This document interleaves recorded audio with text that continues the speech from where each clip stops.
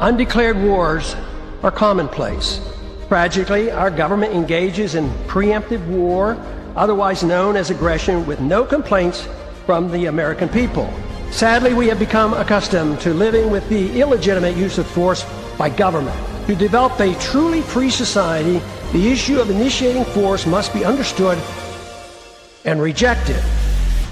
What if sometimes, to love your country, you had to alter or abolish the government? What if Jefferson was right? What if that government is best which governs least? What if it is dangerous to be right when the government is wrong? What if it is better to perish fighting for freedom than to live as a slave? What if freedom's greatest hour of danger is now?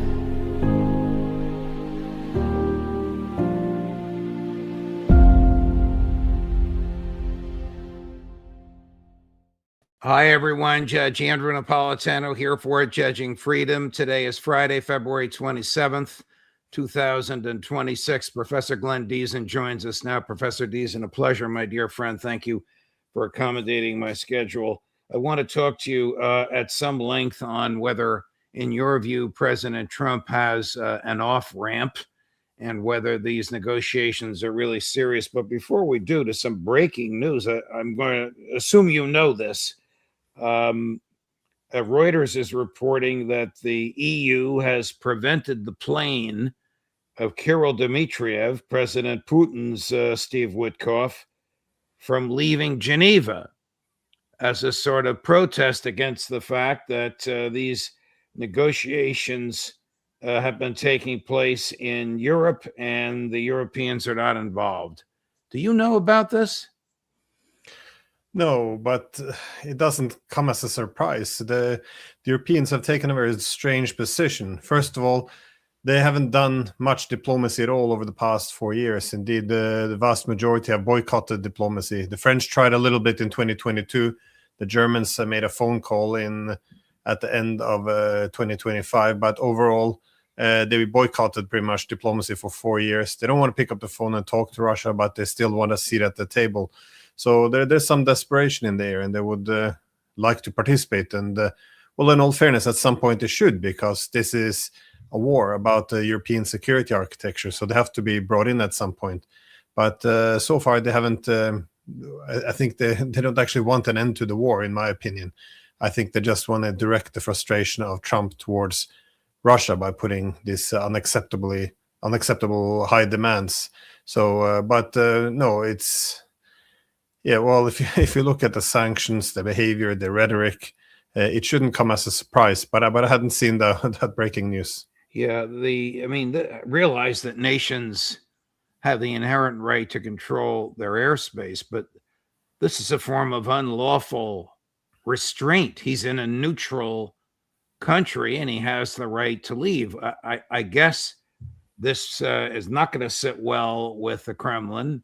Remember, he's not only one of their negotiators, he's the pal of President Putin, much like Steve Witkoff is the pal of President Trump. How would President Trump react if the Europeans had prevented Witkoff and Kushner from leaving for 24 hours just to make a point that they're upset that they weren't at the negotiating table? Well, I think that's a good point, because this is, a sign of weakness. The countries don't do this if they're in a position of strength. There's a desperation because they don't know what to do. They're trapped in this strategic vacuum. And again, this is not the same EU we had 4 years ago. Right. This EU even sanctions its own citizens, as we have seen with some German citizens, but also sanctions, as you know, Colonel Jacques Bou, who's a Swiss colonel from intelligence who worked for NATO as well. He's trapped in Brussels. They won't let him leave. They cut off his bank accounts. There's a sense of desperation. So I'm not sure what they expect to achieve by this, but of course they will probably get a response from the Kremlin. Right. These negotiations with Iran, which I understand take place both directly and through the Qataris as mediators, going from hotel conference room to hotel conference room. I mean, aren't they doomed to fail as a mechanism to prevent war? Because this is my theory. The Israelis will not let the Americans accept any deal that the Iranians offer, short of a capitulation and a dismemberment of the country. No, I agree, and that's why I'm somewhat pessimistic. I think that well, my main concerns is that there's too much that the demands that have been put forward which can't be met, and I think this is coming primarily from the Israelis. That is, they don't want any civilian nuclear power, which is a non-starter, something the Iranians don't want to discuss. They want to cut off. They want the Iranians to essentially capitulate by give up their ballistic missiles, and also cap the range of them. Also abandon regional allies, be it Yemen, Hezbollah, Hamas, and again, then they have no deterrent at all. So all of these things are something Iran says they won't even discuss, which is why you could see it as a good sign that at the State of the Union speech, President Trump began to talk about Iran's nuclear weapons. This can mean two things. On one, it could be something to rally the world against Iran because nobody wants Iran to have nuclear weapons. But it can also be interpreted as a good sign because if Trump is pivoting, suggesting this is where the deal has to be about nuclear weapons, then it shouldn't be a problem because the Iranians, they are committed not to get these weapons. They have previously signed agreements with transparency to show that they're not developing these weapons. But again, I don't think the Israelis will accept this. And also, I think it's difficult for Trump because we already had the JCPOA, the Iranian nuclear deal, which he scolded as a weakness of Obama. And he's the one who canceled it. So it's going to be very hard just to bring this one back. But overall, the Israeli variable, I think, is the most problematic one because the Israelis don't want a deal. As soon as you have a deal, that means that pressure is reduced on Iran. And if your objective is to destroy Iran, that is to defeat it militarily, regime change it, balkanize it, and just make it perpetually weak, then a deal is not good. It takes the pressure off. So I think they will work very hard against any deal. In that respect, aren't the negotiations a fraud? Or do you think Trump accepts the negotiations just like Obama accepted the JCPOA, and Netanyahu undermines them just like he undermined the JCPOA when Donald Trump got into office? Well, it could be. Again, this is whether or not this war will happen, whether or not it's possible to find some kind of a diplomatic off-ramp. It all depends the extent to which Trump is able to distance himself from Netanyahu and resist the pressure. From the experiences so far, this seems unlikely because Trump seems to be very weak in this way. Whatever the Israelis put forward, he will essentially follow. So again, I hope I'm misreading the situation, but this appears to be the case. Here's Trump's strongest and best case from the State of the Union address the other night. As you may know, I can't imagine you watched the whole thing. Most Americans didn't. It went on for an hour and 48 minutes. The Democrats stood and applauded only once at the end of this statement. Chris, number 13. They've already developed missiles that can threaten Europe and our bases overseas, and they're working to build missiles that will soon reach the United States of America. After Midnight Hammer, they were warned to make no future attempts to rebuild their weapons program, and in particular, nuclear weapons. Yet they continue starting it all over. We wiped it out, and they want to start all over again, and are at this moment again pursuing their sinister ambitions. We are in negotiations with them. They want to make a deal, but we haven't heard those secret words. We will never have a nuclear weapon. My preference is to solve this problem through diplomacy. But one thing is certain, I will never allow the world's #1 sponsor of terror, which they are by far, to have a nuclear weapon. Can't let that happen. The general whose face we saw several times, but most prominently at the end with the 4 stars on his blue uniform, is General Daniel Kane, the chair of the Joint Chiefs of Staff, who either directly or somehow leaked to the Washington Post earlier this week. It must have infuriated President Trump that he advised Trump that his military objectives are not achievable. So that's Trump's best case. I mean, those of us who complain that he wants to go to war without getting a declaration of war from the Congress, it's obvious he'd get the declaration of war if he asked for it. I don't know why he doesn't ask for it just to cover himself, but Congress believes the same nonsense he just said. They don't have ballistic missiles that can reach the United States. It would take them 10 years to build ballistic missiles that can go that far. They have never threatened the United States militarily. When they attacked, I forget when it was, 3 or 4 years ago, they warned the United States, we have to attack close to your troops, get your troops out of the way. They have no interest in harming Americans. And yet we get this nonsense over and over and over and over again. Well, American politics can be terribly polarized, but often when it comes to war, there's a magical unity, especially when it comes to Israeli wars. Then one gets the impression everyone is on the same side, or at least everyone is on the same payroll. But I think there's a real reason to be concerned about even now the short term. That is, you see in India begin to evacuate from Iran, its citizens, tourists, everything there is. And today we learned that Poland is doing the same. Kazakhstan is doing the same. And only, I think it was 2-3 hours ago, we saw that the flights between Istanbul in Turkey and Tehran were halted. So I think that there's something that could happen indeed very, very soon. So, but again, it is possible that Trump, again, the pressure for war is so huge for many reasons. Well, first of all, the U.S. built up too much capabilities in the regions to just pull back. And the intentions, they have had very aggressive intention. It's not possible to just say, oh, like they told us they won't get nuclear weapons. That's a secret war. Now we can go. I don't see it happening. And of course, Iran. So it's very hard to see the clear off-ramp here for Trump to move away from this war.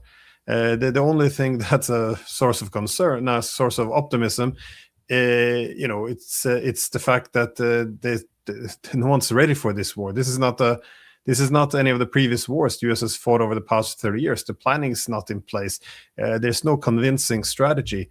If you're going to strike Iran, it's very hard to reach Iran. They have to have, I think the US has about 100 refuelers now, the aerial ones in the region, just so they're able to reach Iran and also get back.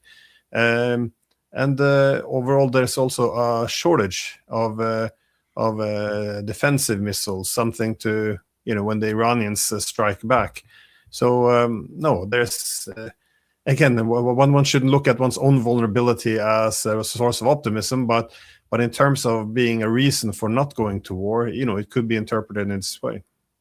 Chris, do we have the clip of President Trump on Air Force One being asked about Tulsi Gabbard, into which Ms. Gabbard's testimony has been spliced? All right, so she's the director of national intelligence. She testified under oath almost exactly a year ago, March of 25, that the intelligence assessments are that Iran is not working on a nuclear weapon and hasn't since 2003, and the president just dismissed it. The new intelligence assessment has been leaked, and it says the same thing. But watch the president's reaction. We've spliced her testimony into the midst of his reaction. He didn't see this when he was on the plane, but she had already said it a few days earlier. Chris? You've always said that you don't believe Iran should be able to have a nuclear weapon, but how close do you personally think that they were to getting one? Because Tulsi Gabbard testified in March that the intelligence community said Iran wasn't building a nuclear weapon. The IC continues to assess that Iran is not building a nuclear weapon, and Supreme Leader Khamenei has not authorized the nuclear weapons program that he suspended in 2003. I don't care what she said. I think they were very close to having. I don't care what she said. I don't like what she said. Even though she's the one with all the data in front of her based upon signals intelligence and human intelligence, I don't care what she said. That's what we're faced with. That'll probably bring a war. You're telling us about, well, tell me what you think about that before I get on to my next question. No, well, it's it shows that it's not about the actual threat. There's the whole purpose of this, I mean, is about knocking out Iran to give Israel much more leeway in the region, to be more dominant. Again, if you're going to assess the threat from Iran, as always, threats are capabilities and intentions. The capabilities of Iran aren't a threat to the US. They're possibly a threat to Israel, which again is what this is about, this rivalry, and also the intentions. There's no evidence of any that the Iranians are intending to attack the United States. I know that often we have to present the Iranians as all these crazy mullahs who just wants America to be destroyed and they don't care what happens to their own country. But there's very little indications of this as well. If you look at their actions over the past at least 30, 40 years, it's very rational. It's calculative. They avoid risks when possible. They seem to be security maximizers. So no country in their right mind wants to attack the United States. It's the most powerful military in the world. So none of this makes sense. If you're going to be worried about anyone, with nuclear weapons, one could be worried about North Korea. But of course, one won't actually attack them because they do have a nuclear weapon. Correct. And that's the unfortunate lesson. I always make this point that countries like Pakistan, North Korea have nuclear weapons. They're safe. The countries who abandoned them, be it Iraq or Libya, they're destroyed now.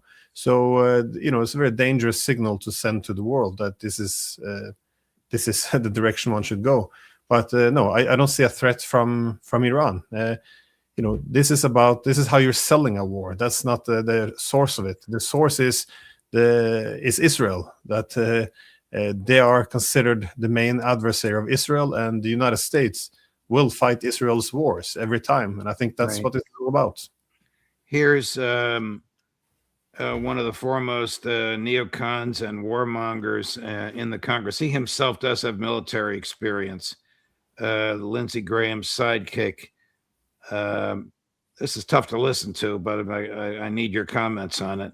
Senator Tom Cotton, Chris, number 18. This is not just about their nuclear program. They have thousands of ballistic missiles that threaten our bases in the Middle East, in Diego Garcia in the Indian Ocean. Some of them can even range our bases in Europe. And they want to build missiles, as the President and Marco have said, to reach the United States. They have a space launch program, Sean. When was the last time you heard of Iran putting an astronaut into space? The reason they have that space launch program is it's the exact same technology that would be used to build intercontinental missiles to hit us here in the United States. We cannot allow Iran to continue to build this massive missile arsenal to threaten our people, our homeland, our troops, and our friends. Israel and the United States and our friends have a massive, massive military armada in the region. And Sean, it's a lot easier to shoot the archer before he gets off his arrow than trying to knock the arrow out of the sky. The last two times Trump used the American military, the 12-day war in June and the kidnapping of President Maduro, he did it on a Friday night leading into Saturday. So in America, the equity markets were closed. So who knows? You were telling us a few minutes ago about all these European and Western Asian countries that are evacuating their embassies. But back to Senator Cotton, that's the same nonsense. They will one day have the capability to strike us, even though they've never threatened us and gained nothing by striking us. Well, again, this is it's childish and it's propaganda, because in international security, the first thing you always look at is a security competition.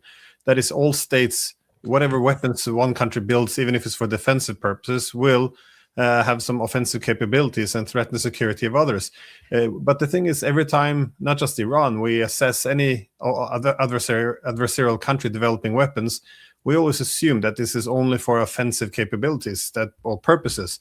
But the Iranians have all the reason in the world to develop a powerful deterrent, because it's surrounded by U.S. military bases. It's surrounded by a lot of U.S. military capabilities. And then at the same time, the U.S. also expresses a very clear intention. Iran was listed as part of the axis of evil more than 20 years ago.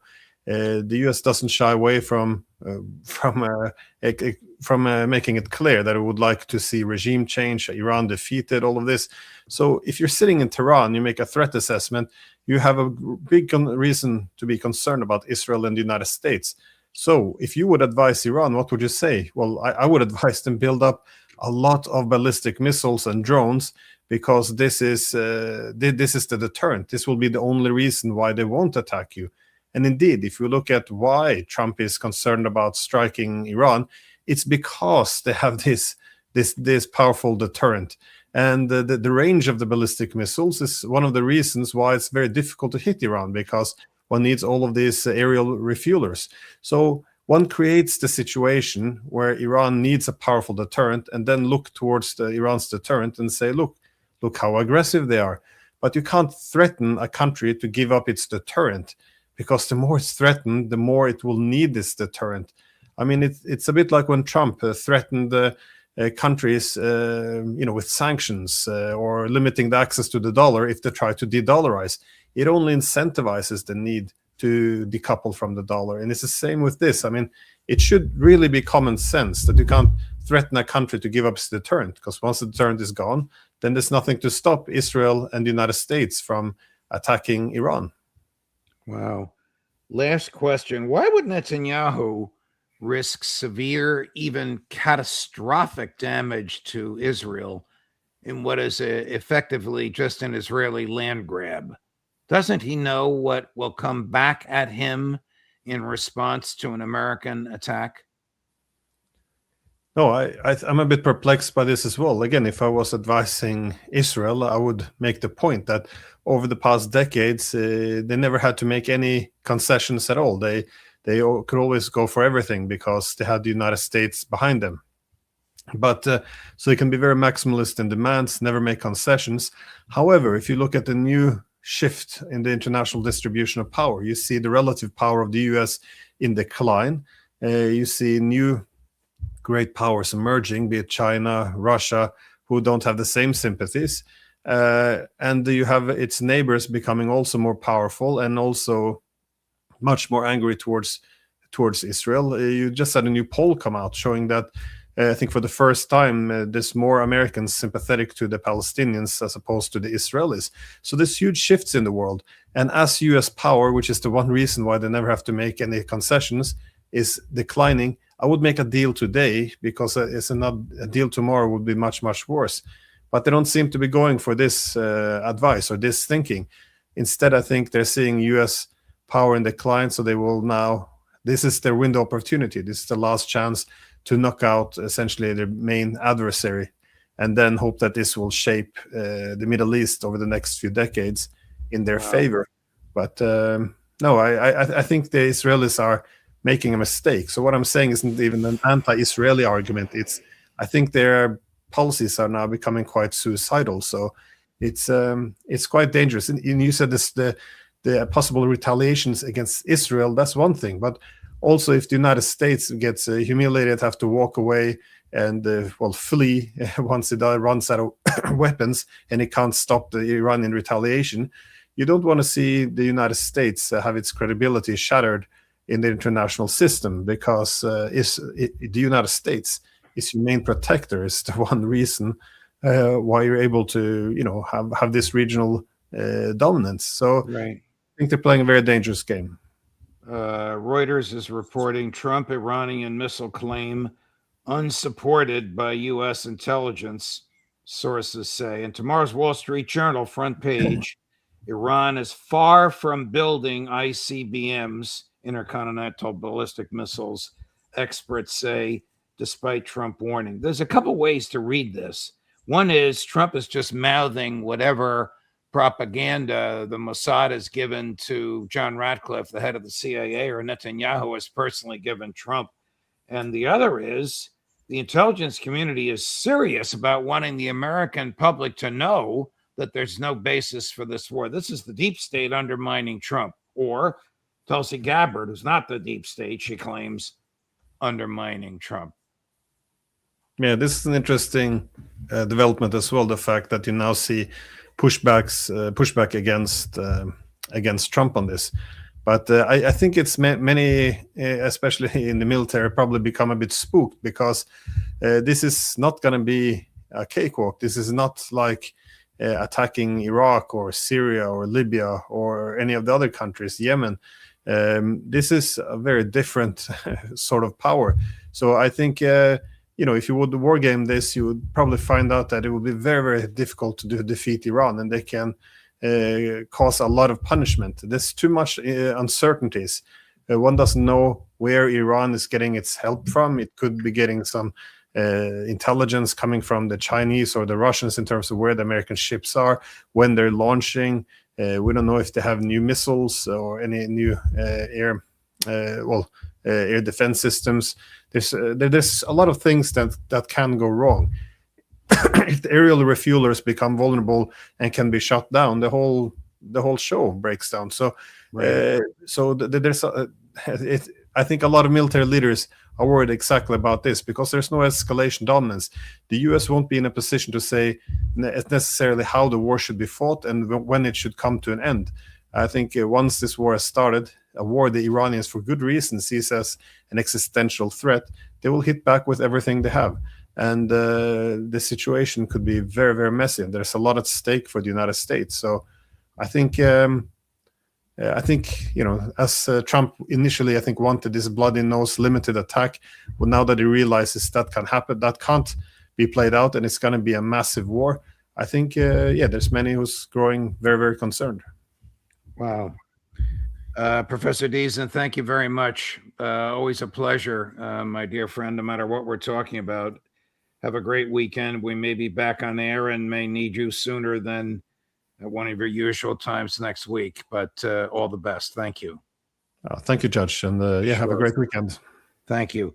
Coming up at 4 o'clock this afternoon, if you're watching us live in 30 minutes, the end of the day, the end of the week, the Intelligence Community Roundtable with Ray McGovern and Larry Johnson. Larry has some very, very, very strong words for President Trump. Judge Napolitano for Judging Freedom.